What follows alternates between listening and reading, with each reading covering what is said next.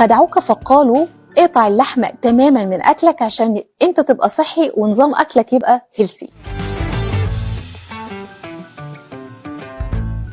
الحقيقة إن اللحوم الحمراء دايما مرتبطة بأمراض القلب، بالسرطانات، مرتبطة بأمراض كتير، علشان قالك عشان الدهون المشبعة اللي فيها كتيرة جدا، وعشان اللحوم المصنعة. تعالوا نفصص الحتة دي كويس. جسمي محتاج دهون مشبعة، جسمي محتاج دهون مشبعه، محتاج كوليسترول، انا محتاجه.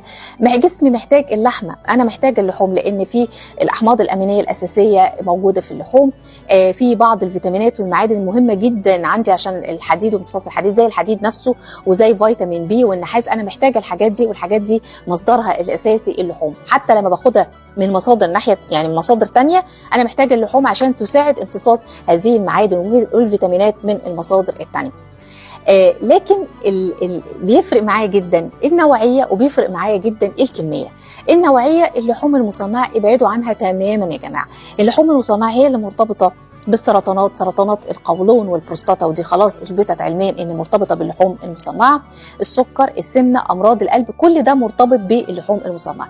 الكميه، انا محتاجه اللحمه الحمراء دي قد ايه؟ مره مرتين باسبوع، يعني بروفايدد انها موجوده وانها مش غاليه. مشوها انها موجوده، ومشوها انها مش غاليه، وانها متاحه. يعني ان اللحمه انا محتاجاها مره او مرتين في الاسبوع. قد ايه؟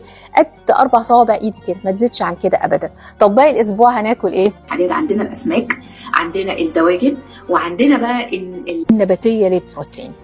الفول والعدس والفاصوليا واللوبيا يا جماعه كنز كنز كنز.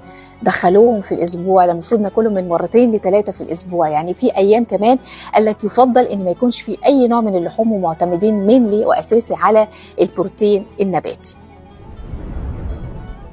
وسؤال حلقه النهارده بقى، اذكروا لي 2 من مخاطر اللحوم المصنعه.